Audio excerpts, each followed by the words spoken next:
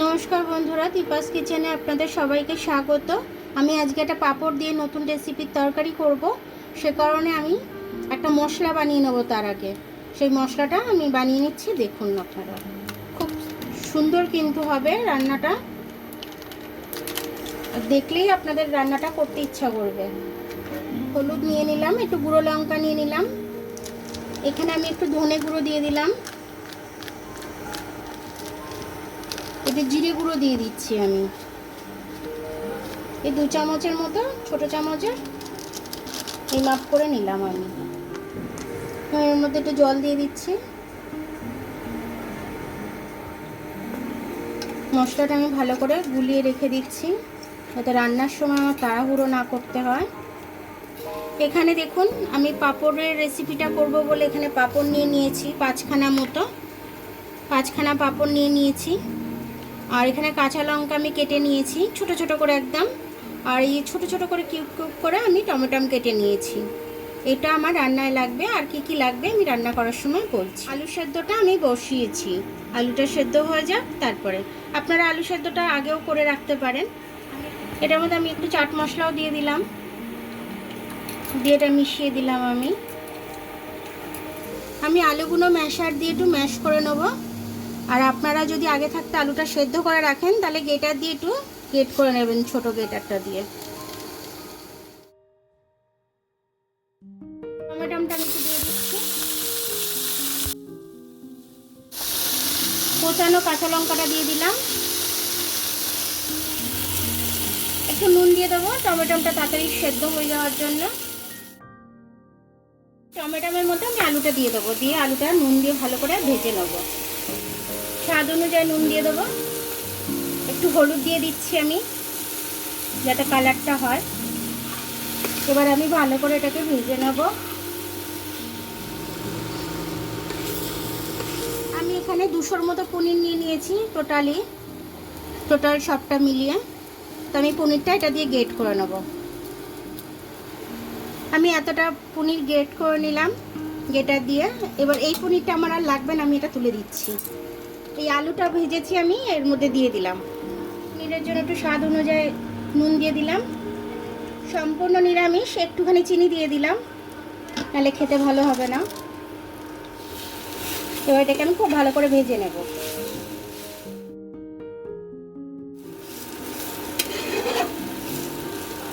এটা ভালো করে ভেজে নিয়ে আমার তারপর যে কাজে লাগবে আমি আপনাদের দেখিয়ে দেবো প্রত্যেকটা স্টেপ। এবার এটাকে আমি নামিয়ে নিচ্ছি। এটা আমি কিছুটা তুলে রাখবো, এটা আমার পরে কাজে লাগবে, সেটা আপনাদের দেখাবো আমি কি কাজে লাগবে আমার। এবার আমি পাঁপড়টা ধুয়ে নেবো, একটু ভিজিয়ে নেব, এপিট ওপিট করে একটু ভিজিয়ে নেব।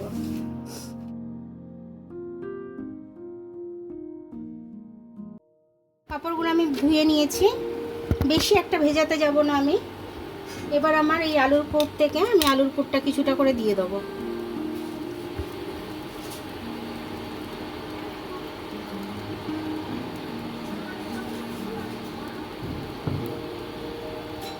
এবার দেখুন আমি এইভাবে ফোল্ড করে নিচ্ছি এটাকে।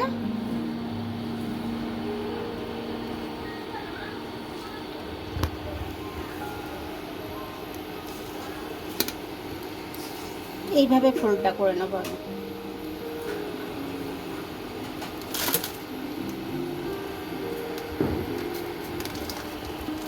সব কটা এইভাবে আমি ফোল্ড করে নেব। এটা ফোল্ড করা হয়ে গেছে, এবার আমি ভেজে নেব এটা।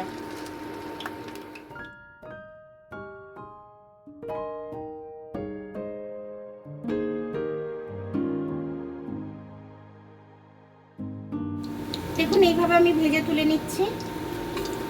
বেশি ভাজবেন না, তাহলে মরমরে হয়ে যাবে, তখন কিন্তু তরকারিতে দিলে ভেঙে যাবে। এই জন্য হালকা করে ভেজে তুলে নেবেন। এইভাবে আমি প্রত্যেকটা ছেড়ে দেব। আমি একটু জিরে ফোড়ন দিয়ে দিচ্ছি, একটা শুকনো লঙ্কা ফোড়ন দিয়ে দিলাম। এবার এটা একটু টেলে নেবো আমি।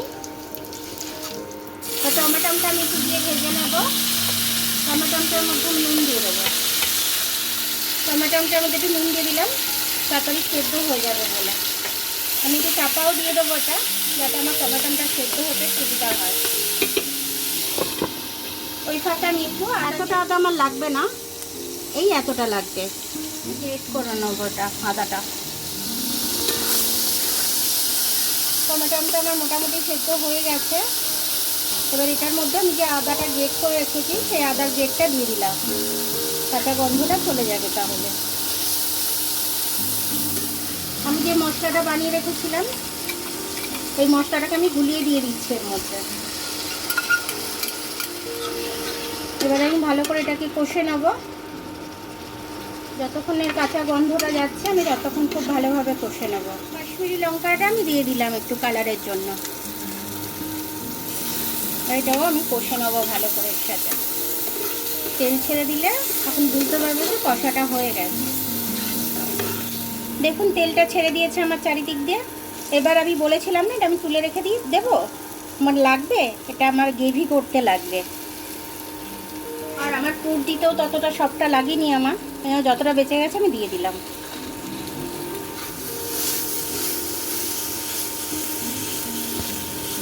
এবার এটাকে আমি ভালো করে মিশিয়ে নিলাম এটার সাথে। নিরামিষ দিনে অনেকেই ভাবে কি রান্না করব ভেবে পায় না, তো তার জন্য নিরামিষ দিনের জন্যই এটা রান্না করা। এটা বাচ্চারা খেলে একটু কম ঝাল দেবেন, আর না হলে বড়রা খেলে একটু কাঁচা লঙ্কা চিড়ে ফেলে দেবেন, এর মধ্যে কাঁচা লঙ্কা ডলে নেবে। এবার আমি জলটা দিয়ে দেবো, এতে আমি আরেকটু জল দেবো, কারণ এটাকে আমি ফুটতে দেবো, একটু মশলার কাঁচা গন্ধটা যেতে দেবো। এবার আরেকটু জল দিয়ে দিলাম আমি। ঢাকনাটা খুলে নিয়ে দেখে নিচ্ছি। এবার এটার মধ্যে আমি একটু গরম মশলা দিয়ে দেবো,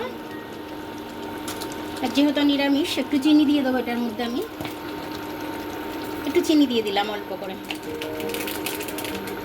একটু গরম মশলা দিয়ে দিলাম।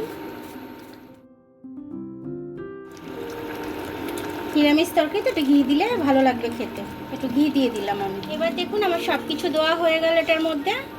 এবার আমি যখন পাঁপড়টা দিয়ে দেবো এর মধ্যে, তখন আর কিছু দেবো না, অল্প একটু ফুটিয়ে আমি নামিয়ে নেবো। দেখুন পাঁপড়গুলো আমি ভেজে রেখেছি, একটা একটা করে ছেড়ে দিচ্ছি। টোটাল 5খানা পাঁপড় ভেজে রেখেছি।